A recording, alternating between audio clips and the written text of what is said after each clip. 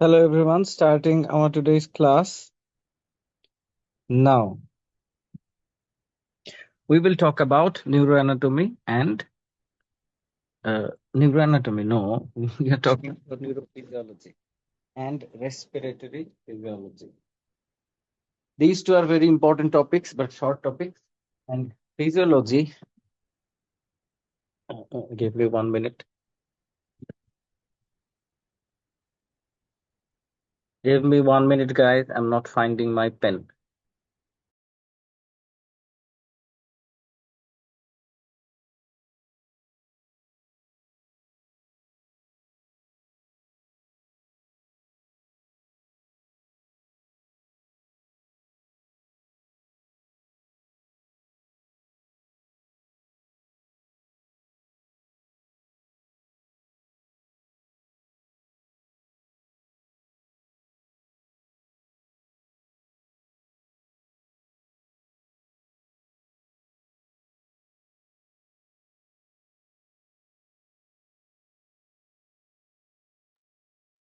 Okay, I'm back. Now, why did I give 10 minutes? Because I have seen my links get copied and it gets leaked.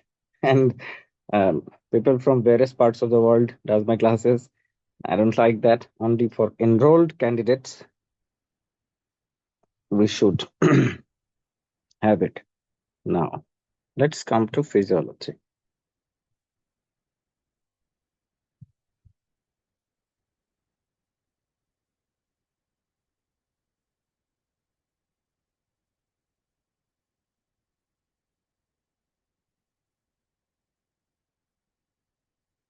Always remember the things I say in class are important. That means all the important things I will tell you in the class.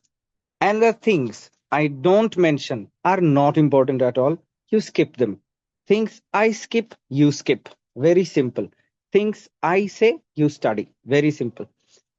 So these are first priority topics. Those what I say, and 80% of your questions will come from here. Or if you mark all the questions I mention in class correctly, the way I told you, you will pass this exam.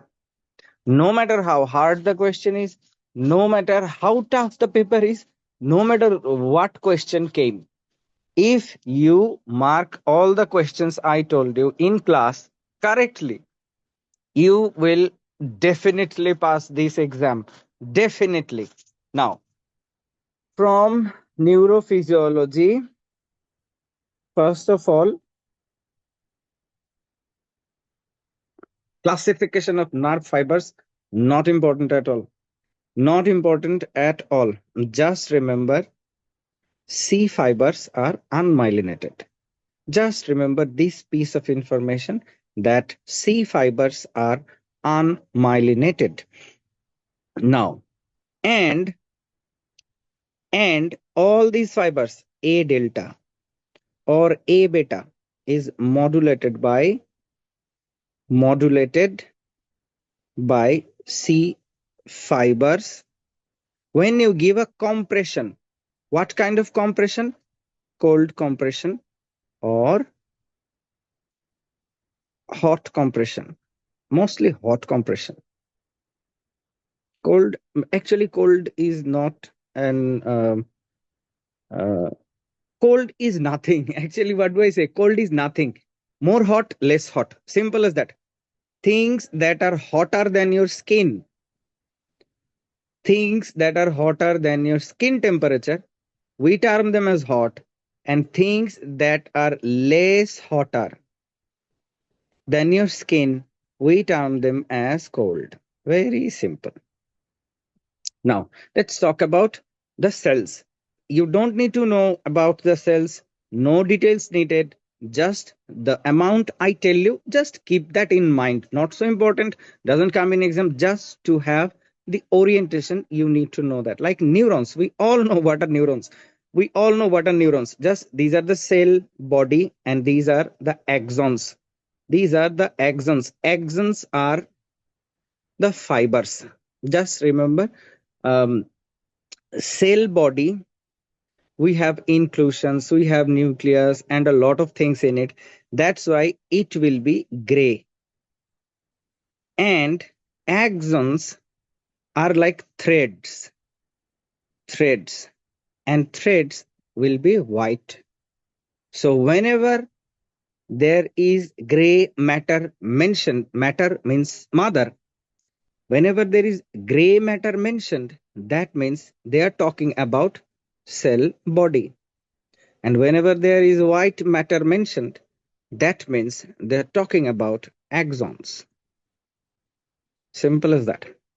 Then microglia, it's nothing, it's just remember, we have monocytes. Now, whenever these monocytes enter tissue, it will be called macrophage. Whenever they enter liver, it will be called Kupffer cells. And same as that, when they enter the brain and resides there, they're called microglia.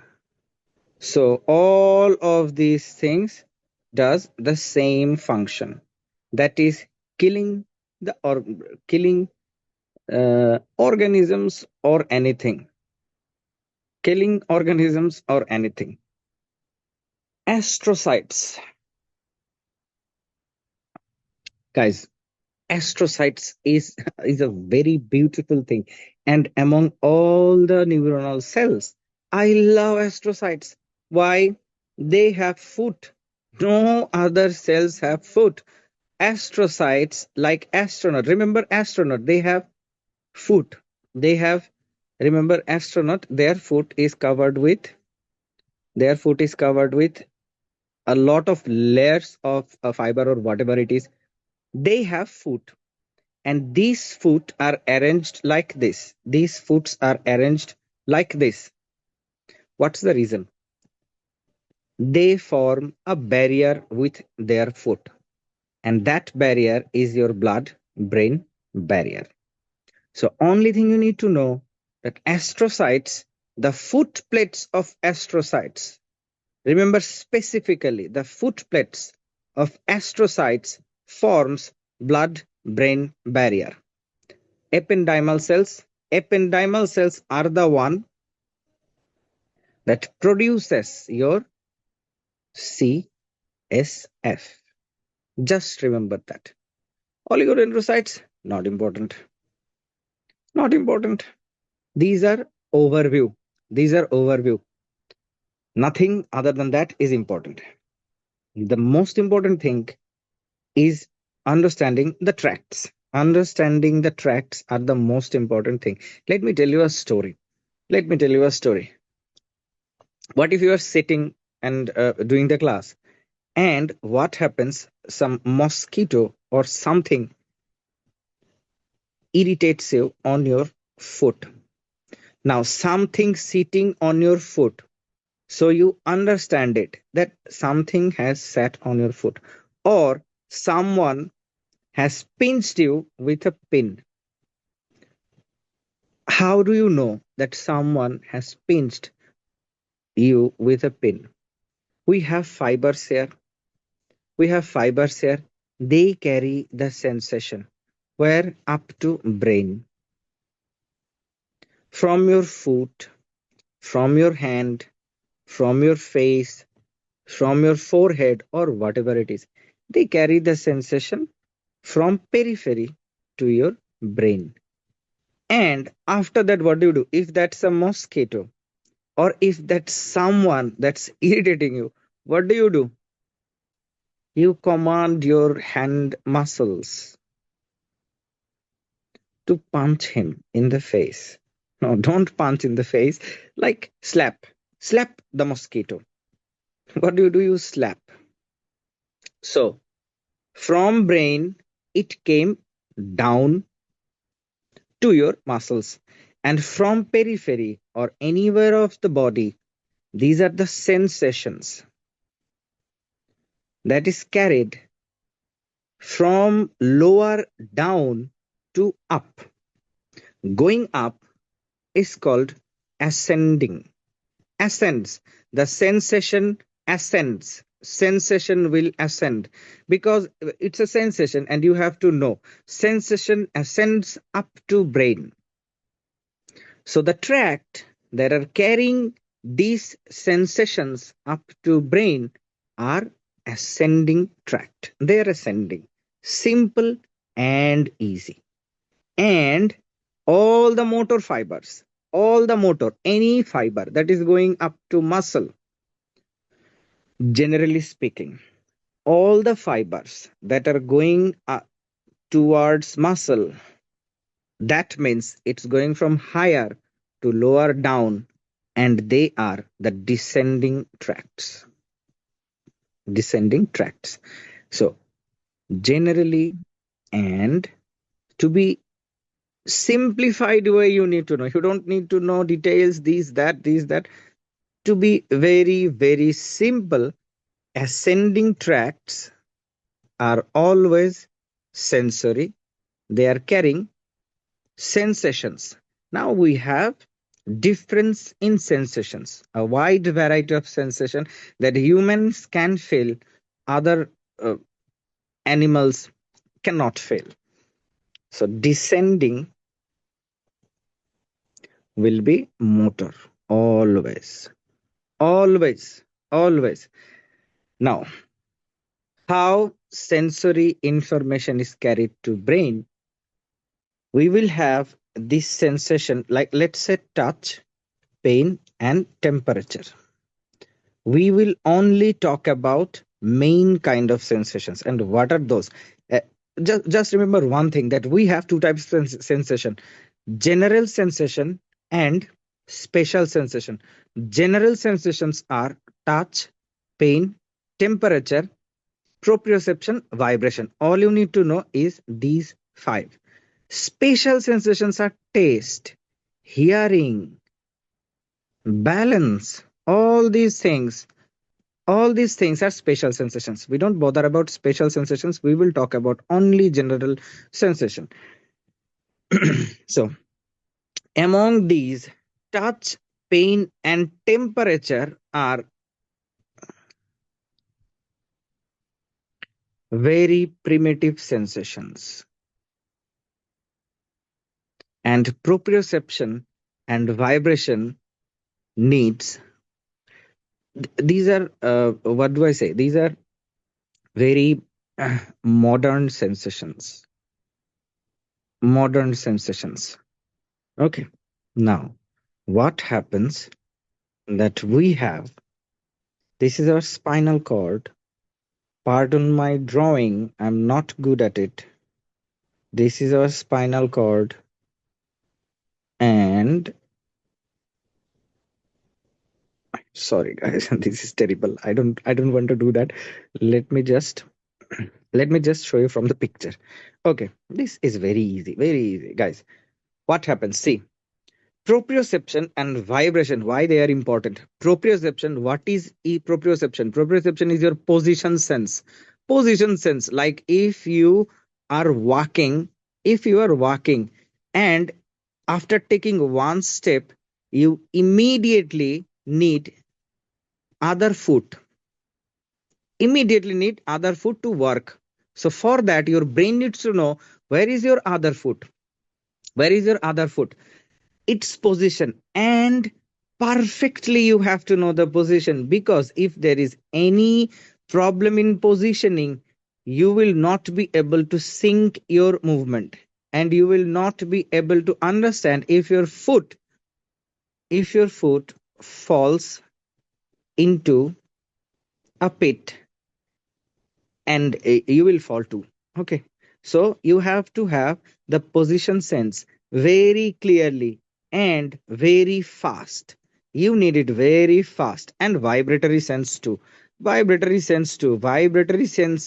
is very important, because it's a very sophisticated sensation, I will tell you. And higher animals have it, and we are the higher animals only, we have it. Now, for this, we have you need a fast fiber too, to understand the vibration. So these this is a spinal cord. See, sensation will come like this. Sensation will come like this, and here they will make a ganglia. Okay, and what happens? This is our posterior side. Posterior side. We call it dorsal side. This is our anterior side. That means here we have vertebra, then we have our abdomen or body cavity. Now you must understand what I'm saying. Here we have our abdomen, and here we have our uh, or thorax or other organs, everything. Now fibers will come, fibers will come, and what will they do? As we need this information very fast, they will not wait or cross or do anything. They will just go direct upwards. Direct upwards. They will just go direct upwards.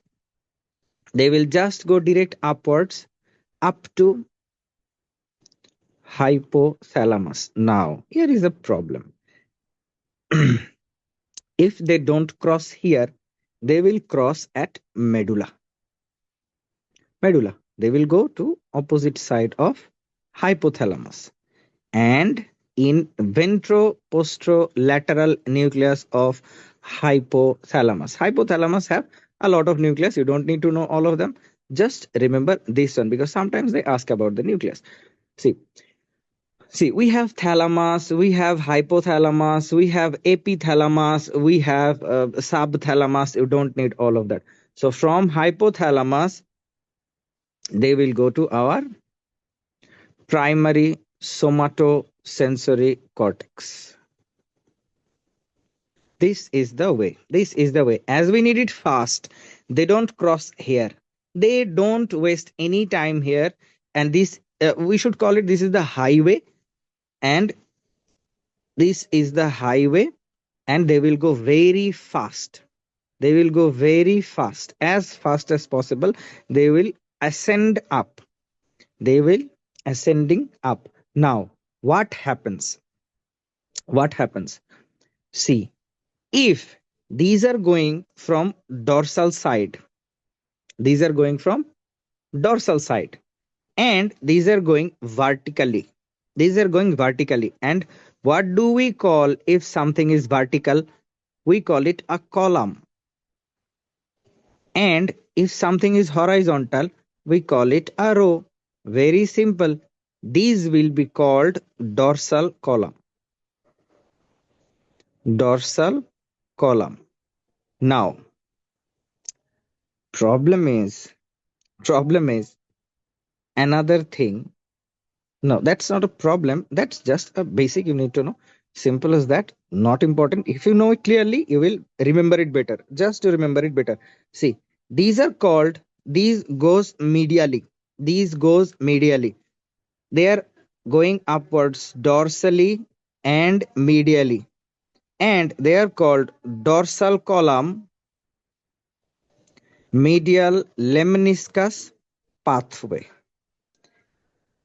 In this pathway, proprioception and vibration will go up. They will not cross. They will never cross at the spinal cord level.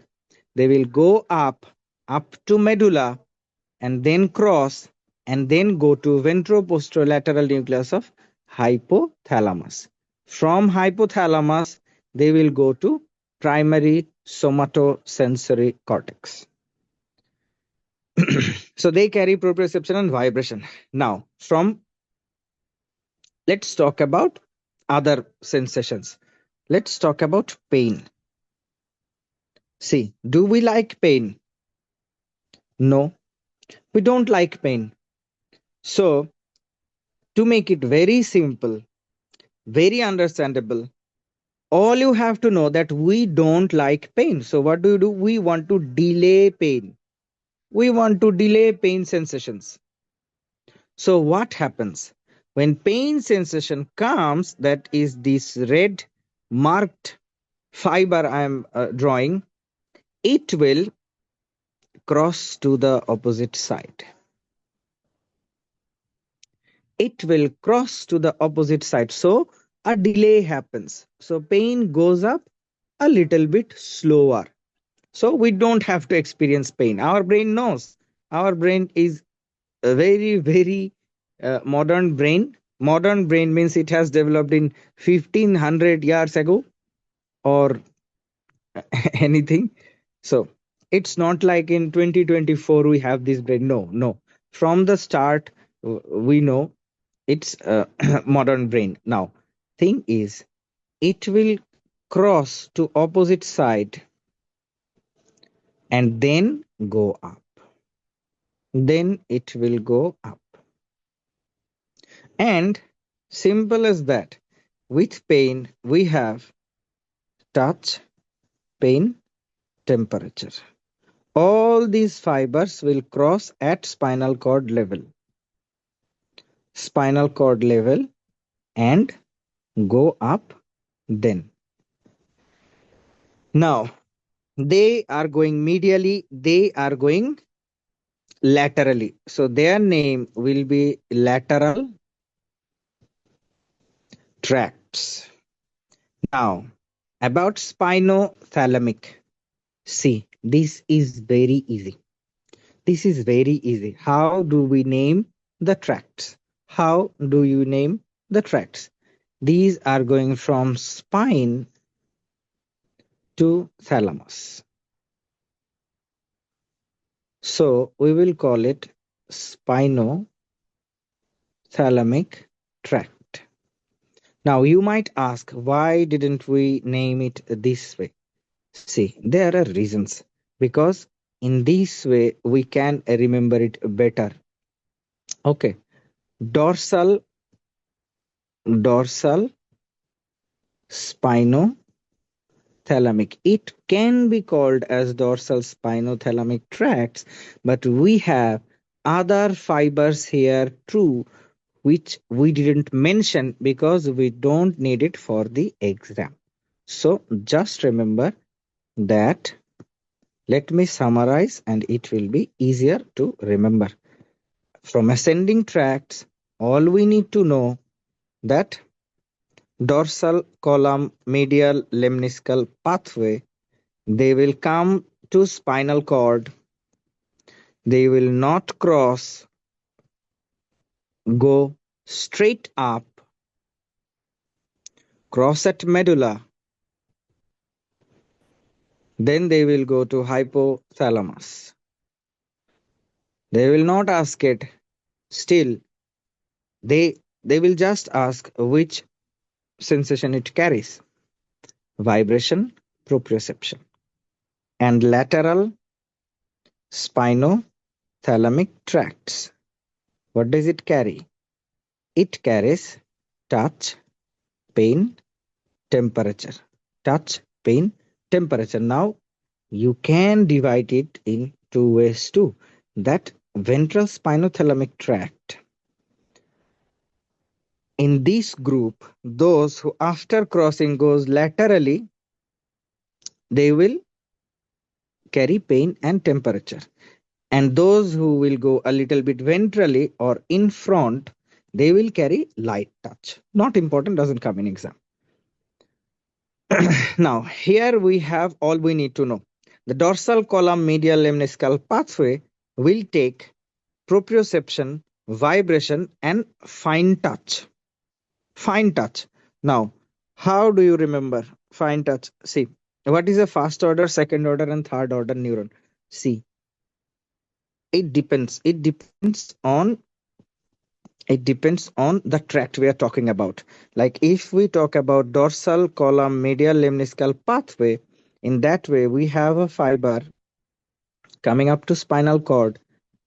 Then second fibers, if we have one, just I'm fast fibers. See, what is first order, second order, and third order neuron?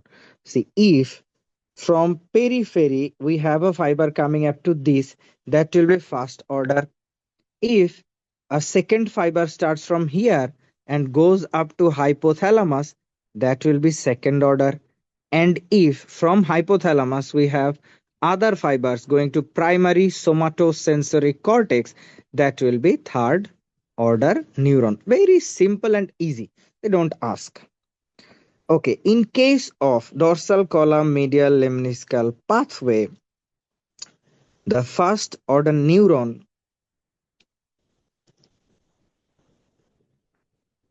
okay, let me draw it. Where is the picture of it?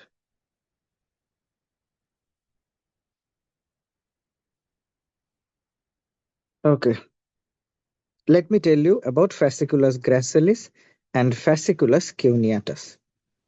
See, it's nothing, just to remember. This is our spinal cord, just simplified. And here we have our dorsal root ganglion up to dorsal root ganglion, as it's placed dorsally. Ganglion is a gang of cell body. Very simple. Ganglion is just a gang of cell body. Now, fibers will come, that will be first order neuron. They will come. Let's talk about these are from foot. They will come and second order neuron will start and goes up to thalamus. Okay. Then from hand, from hand, first order neuron will come, then second order neuron will start and it will add up with it. So the fibers from below will be inside and fibers from hand, face will be outside. These are placed like this. And when it goes to primary somatosensory cortex, now you will know why in homunculus we have legs first, then if we talk about this side, we have legs first, then we have hands, then we have mouth upside down. Because the inside fibers are from lower body and the outside fibers are from upper body. They join. They join. Guys, 1 minute.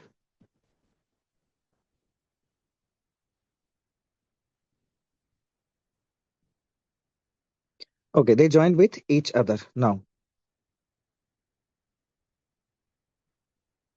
Now, all you need to know, all you need to know, they carry fine touch, vibration, and proprioception. And below T6, the fibers that are going to this neuron, these are called fasciculus gracilis. Just to remember from foot, just remember this picture. And you are walking on grass. So from foot, the first order neuron will go to fasciculus gracilis, and from hand it will go to fasciculus cuneatus.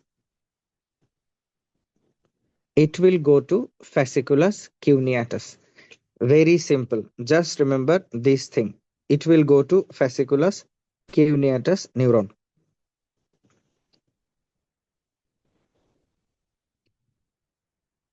And how do you remember? What does they carry? See, while walking on grass, you feel a vibration. You feel a vibration. So your vibratory sense is carried by dorsal column medial lemniscal pathway. And if some pin hits, that is fine touch. And that is very, very understandable. And the example I gave of walking. So you need position sense. Where is your foot positioned? Where is your foot positioned? And where are you putting your foot? If there's a gutter, or if there's something wrong, you have to know it precisely. So from this, you can remember vibration, proprioception, and fine touch is carried by dorsal column medial lemniscal pathway. Then just give a reading, not important. Just give a reading. Then anterior lateral system. What happens in anterolateral system? Touch, pain, and temperature fibers. See, we have in anterolateral system, it goes laterally. The fibers come and they will cross and go laterally, then go up. Or they will go somewhat anteriorly, then go up. So that's why they are called anterior lateral system. Now, in case of lateral system, they carry pain and temperature, and anterior or ventral spinothalamic tract will carry crude touch. Crude touch. Very easy. You just have to remember this thing. They will just ask which of the system, which tract carries pain and temperature. Your answer will be lateral spinothalamic tract. And anterior spinothalamic tract, crude touch and pressure. The way I used to remember it, that aunties, like in our subcontinent, aunties are rude. Not every aunties, but some aunties are very rude.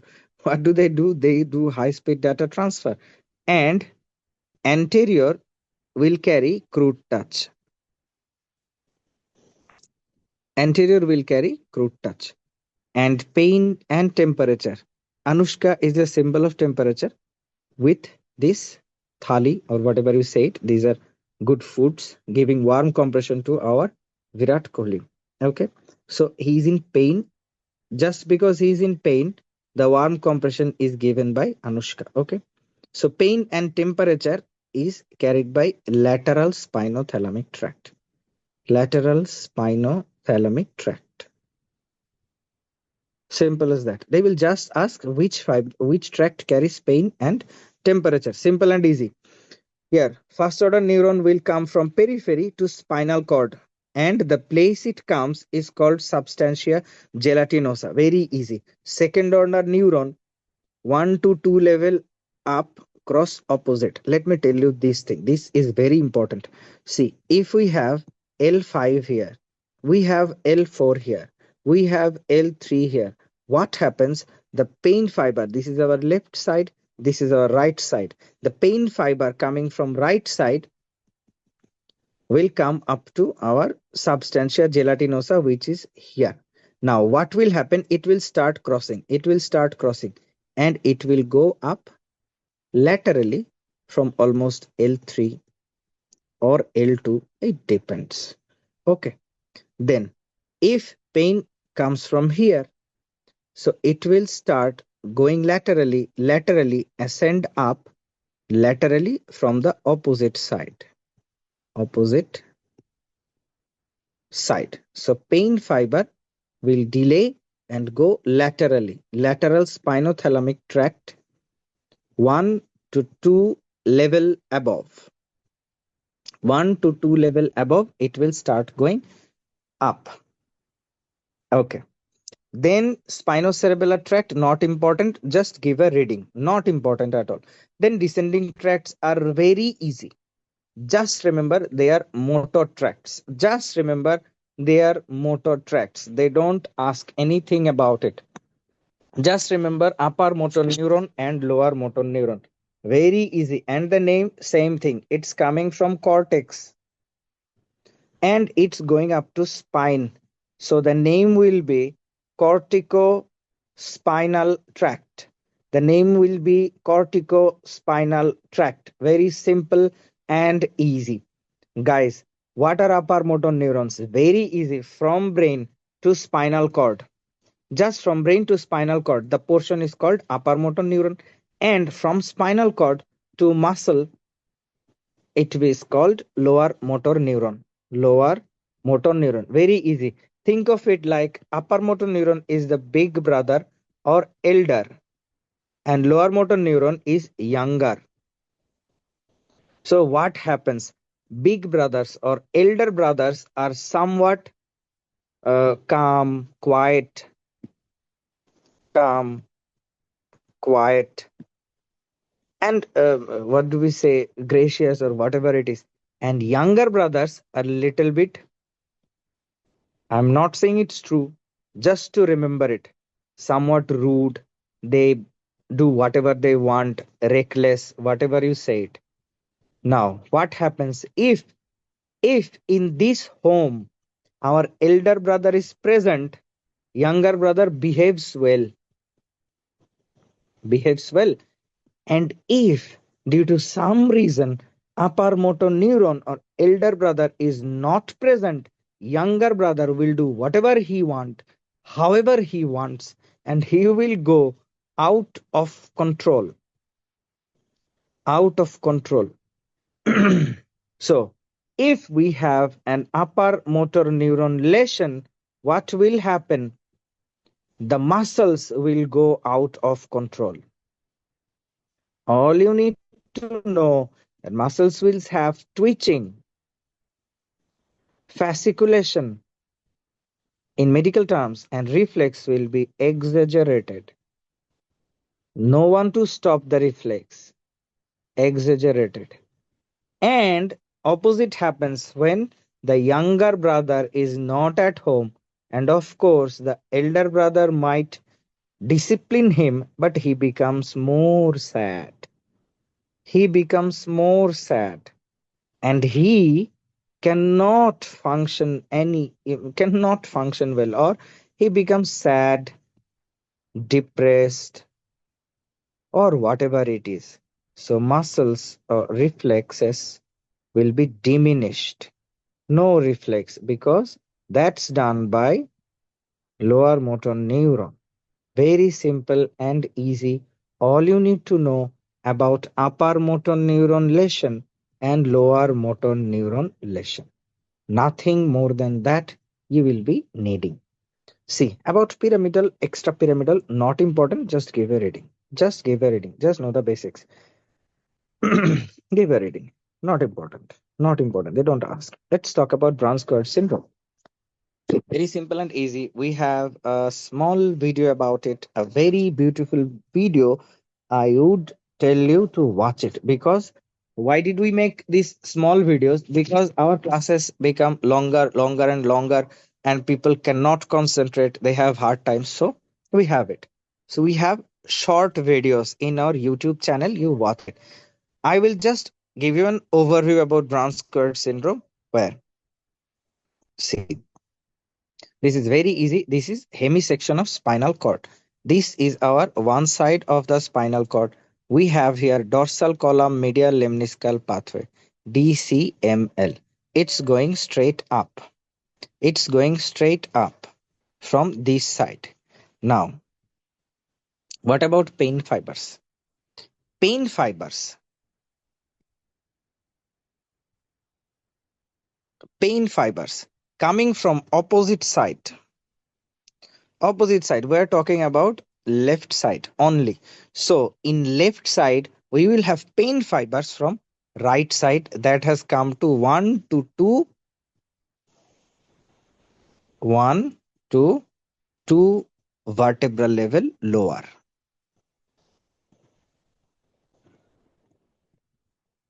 Okay, so if it's L1, L2, and here is L3, we will have fiber from L2 or 3. We just say L2. Simple. So vibration proprioception is on same side. From left side we have vibration and proprioception fiber going straight up. From right side we have pain fiber from 1 or 2 down. From right side we have pain fiber here, and motor fibers coming straight up. Motor fibers coming from straight up and going out from same side. Same side. Simple and easy. If we have a hemisection here, what will be affected? If we have a hemisection here, what will be affected? These three fibers. Very simple. That means our vibration and proprioception from same side will be lost. Our pain fibers, pain, touch and pain sensation pain sensation only, just remember pain sensation, will go from opposite side, but from lower vertebral levels. Lower vertebral levels. And what about motor? If it's L1, what about motor? Same thing. We will have LMN type of lesion at L1. Why? Because here we have lower motor neuron starting on the same side. Same side. But for L2, we will have UMN from L2 and lower on the same side. From L2 and lower down, we will have upper motor neuron type of lesion, because see, our lower motor neuron is here on L2 and it is affected. The upper motor neuron UMN is affected at this place. Simple and easy. So what happens? And they complicate these things. Just remember this picture and you will not get confused at all. Okay. And what happens? The pain fibers of L1, pain fibers of L1 will ascend up from opposite side from above like T9. So at the level, at the level, let me summarize it here. So this thing shows if we have a lesion in hemisection of L1, if we have a hemisection of L1 at the level, we will have at the level, we will have vibration and proprioception lost at same site, at and below, same. And we will have pain intact on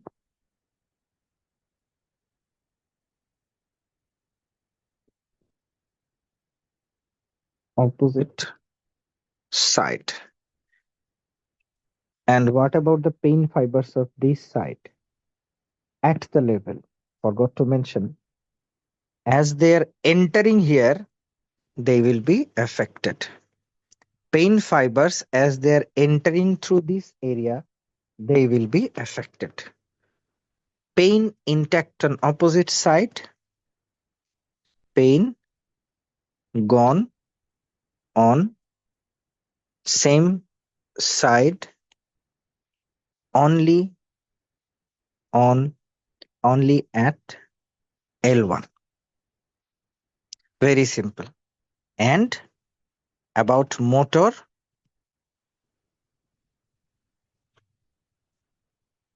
lower motor neuron type of lesion.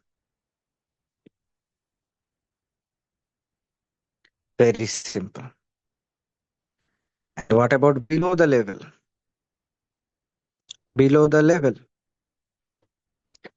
Below the level, we will have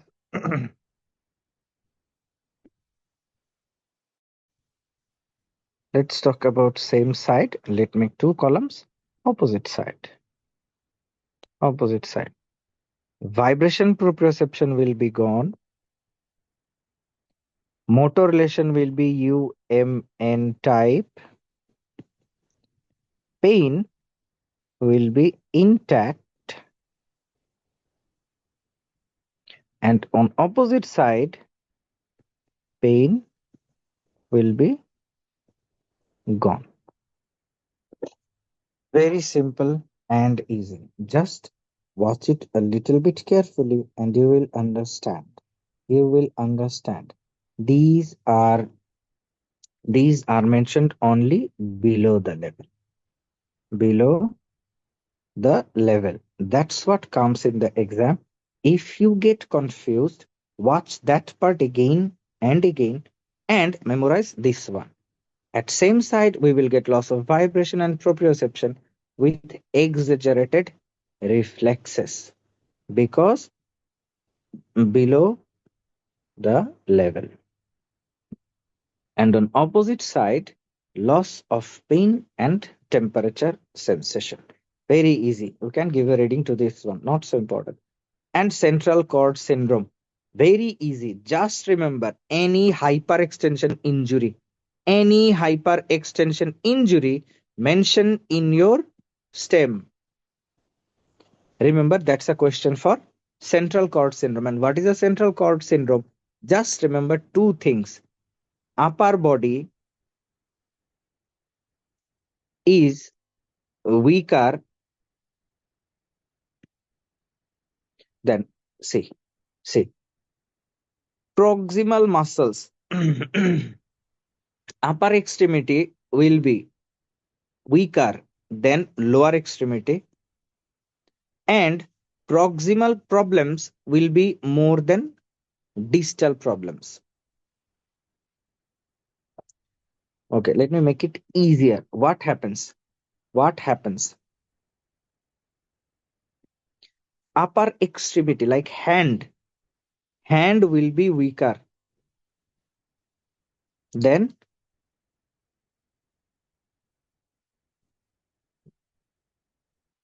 leg. Upper extremity symptom will be more than lower extremity symptom, and proximal symptom will be less and distal symptom will be more. See, here we have it. Here we have it. Forced hyperextension and sensory and motor deficit will be more in upper extremity and less in lower extremity. Very simple. Just remember this thing and you will be able to answer any question. They will just ask that proximal sensation is more lost. More lost. Very simple. Proximal problem is more than distal problem. Very simple. All you need to know is this. Nothing more than that is needed. Then adrenergic receptors and ionotropes. You don't need to know anything more about nerves. They don't ask any questions about nerves more than that. Adrenergic receptors and ionotropes are the most important thing you will find in your paper 2 and paper 1 also. Sometimes paper 1 also they give questions from here. So what are the questions? All you need to know that alpha 1, alpha 2, beta 1 and beta 2, these are our adrenergic receptors, and one function from each. Alpha 1 causes vasoconstriction, and alpha 1 is a very powerful vasoconstrictor. Alpha 2 not important. If you don't remember anything, they will not you will not face a problem. Beta 1, remember we have one heart and two lungs. See, it will work on heart and increase heart rate. Increased heart rate will cause increased cardiac output, and that will increase your BP. And two lungs, it will dilate bronchial vessels. Dilate bronchioles and skeletal muscle blood vessels. Skeletal muscle blood vessels. Very simple. Just these things you need to know. Now, what are the questions you will get asked? They will ask you, alpha 1 is a powerful vasoconstrictor and norepinephrine is the primary stimulator of alpha 1. And norepinephrine works on alpha 1 primarily, and it is used widespreadly in shock. Why? Which shock? Septic shock.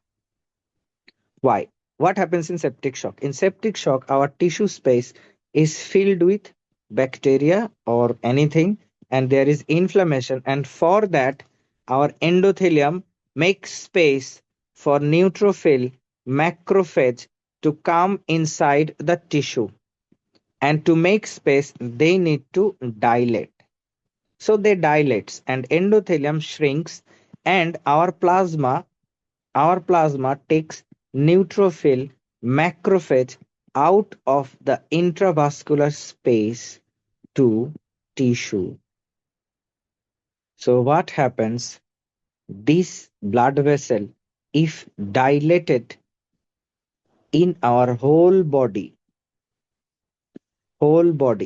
let's say from 5 liter blood, 1 liter went inside the tissue, but we still have 4 liter. For 4 liter, we need a vascular tone so that, like, remember a pipe. When you water your garden, what do? You press it somewhere. You press it a little bit. So the force or the return comes faster, or the force is maintained. So if it's too much dilated and on top of it we have low volume, what will happen? We will not get this 4 liter blood in our heart too. So we will have low venous return. We will have low end diastolic volume. What is low end diastolic volume? When we have 4 liter blood, our left ventricle will be dilated for 4 liter. Previously, it was dilated for 5 liters, so it will be dilated more. And after dilating end diastolic volume, after dilating, the volume we get is called end diastolic volume. Very simple. Now here we have end diastolic volume of 4 liter. What's wrong if we have 4 liter dilatation? See, in a bag, if we have more water, it will dilate more.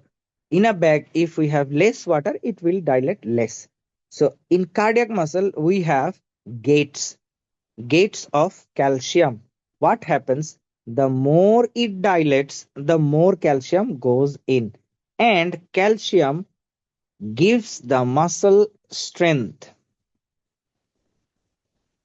strength of contraction, strength for contraction. Calcium gives the muscle strength for contraction. More calcium, more strength. More calcium, more strength.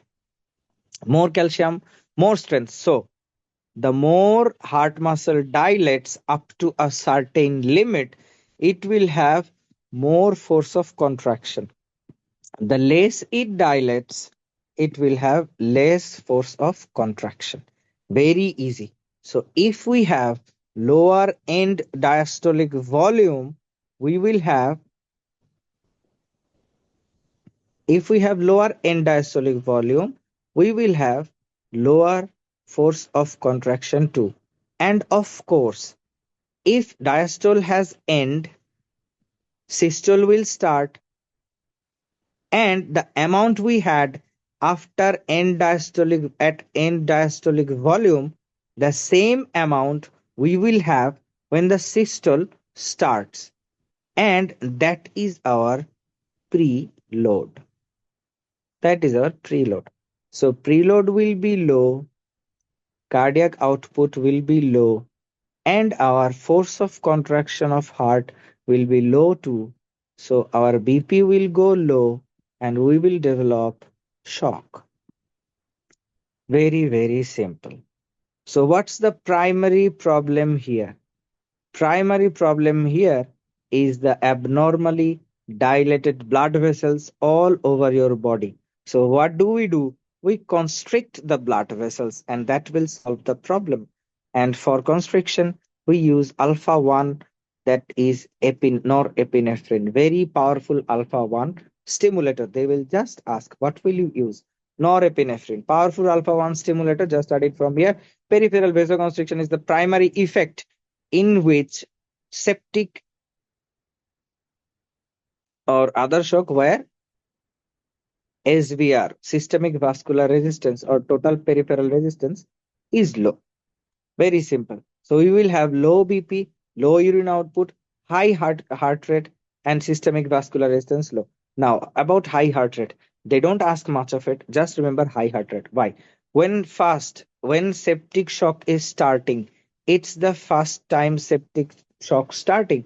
Heart will get less blood, and the vessels will not give him much resistance to maintain the cardiac output or optimum force. What will it do? It will try to pump more to solve the issue. Pump more. But after some time, when it will have less return, then less return, then less return, it will, our heart rate will go low. That's later phase and very late phase. Very late phase of septic shock. They don't ask this. Just remember, at first phase of septic shock, our heart rate will be high. Use noradrenaline. They will just ask, what will you use? Noradrenaline. And what about adrenaline? Just remember anaphylaxis. That's the first thing you do in anaphylaxis. What is anaphylaxis? Nothing. Just remember anything. Just if they mention perioral edema, if they mention perioral edema, it's nothing other than anaphylaxis in MRCS part A. If they mention barn, that's barn. You know it, it's a barn. But if they don't mention anything and they just say there is a child with a perioral edema, if you are lucky, they may give you a peanut in history and pollen in history, anything, or antibiotic, antibiotic allergy, then perioral edema. Perioral edema. So first thing you do, you give IM or subcutaneous adrenaline. Both works. Both works. Guys, you give IM or subcutaneous adrenaline. Why? Because it works on all four. Alpha 1, alpha 2, beta 1, beta 2. It works on all four. But mostly alpha 1 is important. And beta 1 is important. Now, adrenaline will reduce the edema and increase the heart rate too. It will constrict the perioral vessels and you will get rid of the perioral edema, and it will increase the heart rate and increase the cardiac output, and you will have the correction of BP. So that's what our goal is. So no matter how much lower your BP is, even if it's 50 by 60 or 60 by 50, you give IM or subcutaneous adrenaline first. First thing you do, don't think about fluid. You don't need a fluid right now. If your heart rate is low, you will overload your heart with fluid and that person will die immediately. So, what will you do? You give IM or subcutaneous adrenaline, and then, if needed, you add some IV fluid. Mostly, it's not needed. But not important. Just remember adrenaline. Just remember adrenaline, but not IV. Never IV. Never IV. See, this is our anaphylactic shock, anaphylaxis. When what is anaphylaxis? This is anaphylaxis, and with it, when the BP, systolic blood pressure, is less than 90, and you give two fluid challenges, and it does not improve, then we call it a shock. Very simple. Then let's talk about dopamine. What are the questions you will get from dopamine? Number one question. Number one question. Who is the precursor of epinephrine and norepinephrine? Dopamine. Dopamine is the precursor of norepinephrine. Most important question. Number two. They will give you a scenario. They will give you a scenario of mostly cardiogenic shock. Cardiogenic shock. They will give you a scenario of cardiogenic shock, and they will tell you in two ways. Just remember this thing. Which of the following? We can use two things here. We can use dopamine, we can use dobutamine, depending on the presentation or our consultant's wish. Now, if we want which of the following we can use, they will mention it specifically the way I tell you. They will mention it. Which of the following we will use? So, in low dose, in lower dose, it inhibits norepinephrine, and in higher dose, it stimulates. Now, Now, it's not about norepinephrine, it's about alpha 1. Stimulates alpha 1. They will just mention these things. J they will give you a scenario of cardiogenic shock and they will tell you we want to use a drug that will inhibit alpha 1 in lower dose and stimulate alpha 1 at higher dose. Very simple. Stimulate alpha 1 at higher dose. And secondly, they can say we want to use a drug that is precursor of epinephrine or norepinephrine. And remember, isoproterenol isoproterenol is also first derived from dopamine. Isoproterenol is also first derived from dopamine. So they ask this question in these two or three ways, that who is the precursor of dopamine, or they will ask that a person is having cardiogenic shock and we want to use a drug that will inhibit norepinephrine at lower dose and stimulate norepinephrine or alpha 1 at higher dose. And if they say we want to use a drug that will selectively work on beta 1, that is dobutamine. Though remember, dobutamine has some beta 2 actions too. And they ask this question this way, that we want to use a drug that will increase the heart rate but it can lower bp. It can lower bp. And how it lowers bp? How it lowers bp? It lowers bp by dilating skeletal muscle blood vessels. Dilating skeletal muscle blood vessel. Skeletal muscle blood vessel with beta 2. These are the specific and only things you need to know from ionotropes. And we have written it down all. Not important, just give a reading. We have written it all. Just give a reading. Just remember what I said. Just remember what I said. Just remember what I said the way I said it, and these will come in your exam exactly the way I told you.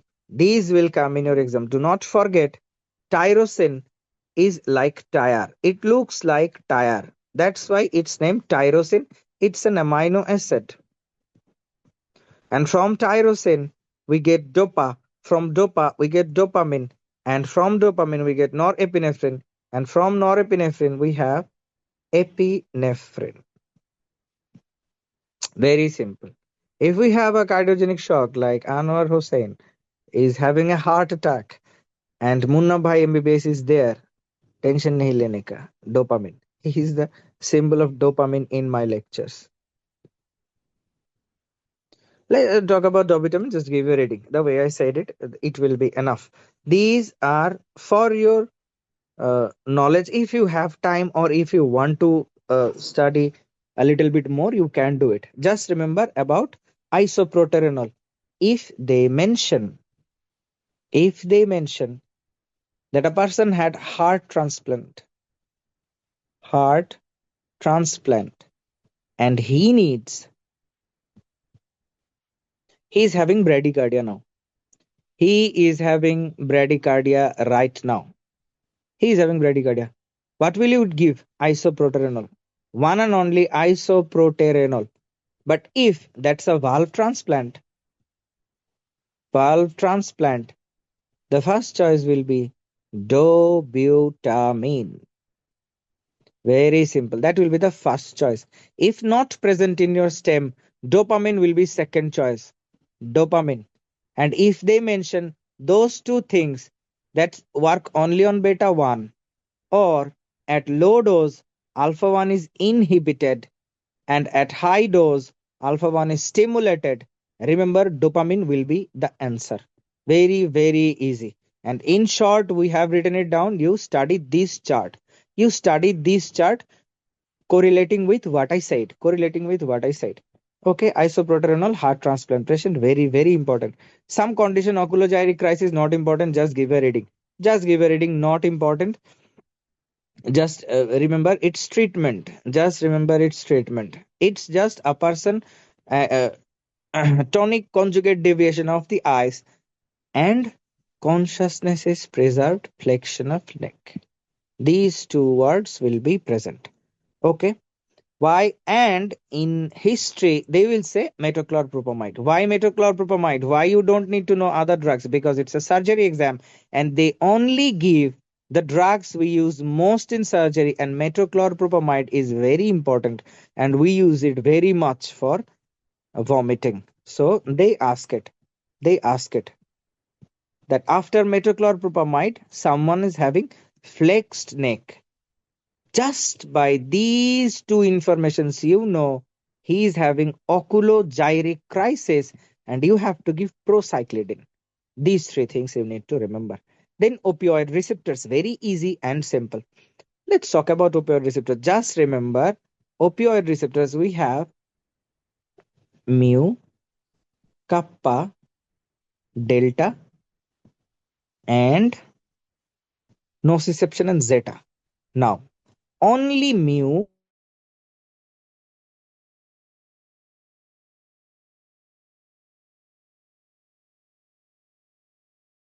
abdomen. Only mu is present in CNS plus abdomen. Only mu is present in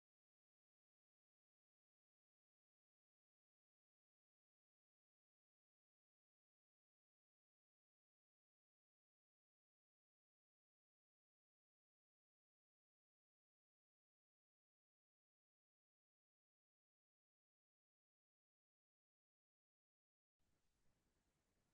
Guys, my electricity is gone. Don't worry about it. Let me just. Okay, we are almost done with neurophysiology. Okay, mu, kappa, delta. Now, thing is that all you need to know mu, kappa, and delta. Only mu is present. Just remember in your CNS plus abdomen. CNS plus abdomen. And others, kappa, delta, and others only in CNS. Others you need to know. Just need just remember these. Now, CNS and abdomen, why that is important? So this will lower pain and this will cause constipation. This will cause constipation or paralytic ileus. Paralytic ileus after operation. So what are the stems you will get? You will get stems. Number one, that a person had an OT and he is on patient control analgesia. See, what do we give in patient control analgesia? Morphine. We give morphine in patient control analgesia. So now, if he has a constipation or ileus, it will be due to that mu receptor. And this question will be asked in your exam this way. You will understand. Just these things you need to know. Others you can give a reading. Other than that, not important. Here we have some questions. Here we have some questions about brown skirt syndrome and others. Just give a reading and ask me if you don't understand what's happening. Then this thing, this is very easy. This is from anatomy, but we have included it here. Why? For no reason. See, if the spinal cord, if they mention that a baby has a hair patch over sacrum or above sacrum mostly, that will be what is spina bifida. What is spina bifida? If your spinal cord is bifid, what do we say? If your spinal cord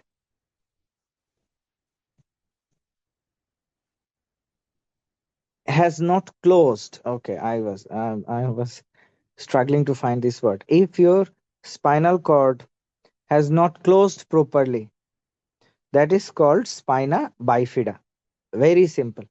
Now, if the spinal cord lies outside the spinal canal, we call it spina bifida aperta. If your spinal cord lies outside the spinal canal, we call it spina bifida aperta. That means it's apart. Now we have some types of it. If the spinal cord contains nothing, okay, if it contains only CSF, if it contains only CSF, it will be called spina bifida aperta. If with CSF it contains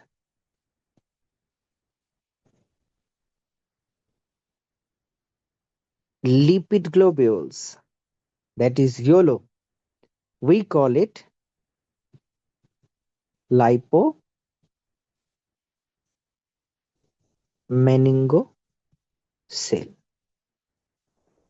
Very simple. This is our dura matter.